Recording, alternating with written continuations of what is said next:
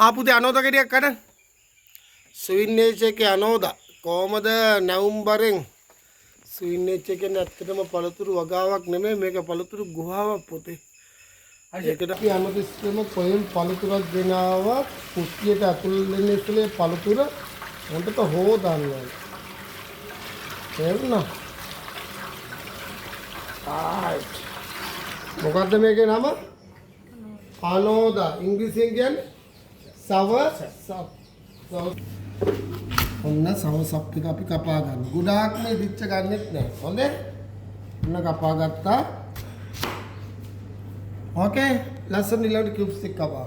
මේක කපා ගත්තා අර දෙල් කපන විදියට මේ කටාරේම මේක මේ සවසප් අනෝද එක කපන්නම දෙල් එක කපනවා වගේ හීනි කිව්වා. ගොඩාක් මේ නෙමෙයි. හරිද? ඉදෙන්නලම් බෑ පුතේ. මිදිස් කරලා කැඩුවනේ දලස් වෙන්නේ.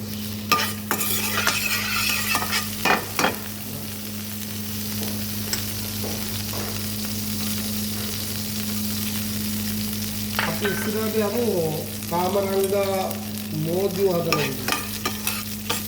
ඒකට අපිට පුළුවන් මේ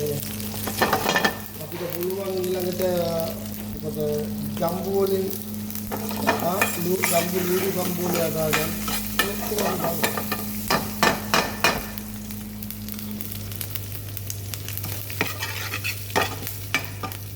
ඒකට මේම පොඩ්ඩක් බෙදෙන්න තියෙනවා.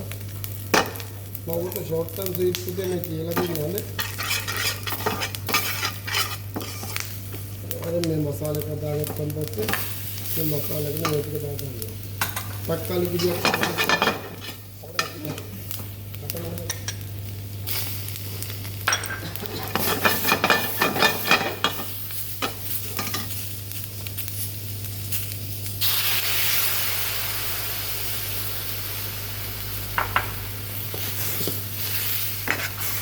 මේක මාර රස පිළිකා රෝගීන් කියන අනෝද බලන්න දෙල් වගේ පුතේ අදුවම මාර රසයි හොඳ මේව ගොඩක් හොඳයි අපේ මහා සංඝරත්නයේම අපි දාන වලට පූජා කරන්නේ කියාපු ගෑන උන්නාන්සලට කියන්නේ අපිටත් හොඳයි දැන් මේක කවුරුත් මේව භාවිතා වෙන්නේ නැහැ සමහර අය ගෘහණිය දන්නේ නැහැ සමහර චෙප්ල හදාන්නේ නැහැ ඔයාලා දන්න දෙයක් තමයි මට කරන්න ඕනේ. හැමෝම දන්න දේවල් කරලා වැඩක් නැහැ පුතේ.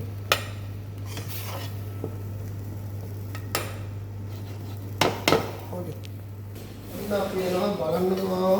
එතකොට විනාඩි 15ක් 16ක් විතර බීජකින් තම්බල 5 මිලිමීටර කිරි දාලා දෙල් මාළුව පරාදයි සුවඳ. අනෝද කරිය දැක්කම ආසිතෙන. මේ බලන්නකෝ නිකන් දැක්කම ආසිතෙනවා මම අම්මලා තාත්තලාට කියන්නේ ගෙවල් වල හදාන්න තමන්ගේ පොඩි දරුවන්ට දෙන්න මේ වගේ පිළිකා නාශකයක් ඒ වගේම අපිට පුළුවන් දාන ගෙවල් වලට දෙන්න අපේ මහා සංඝරත්නයට දාන පූජා කරනකොට මේ වගේ හොඳක් දෙන්න පුළුවන් හරිම වටිනවා මේ අනෝද කරිය සුපර් කරිය දෙල් පණ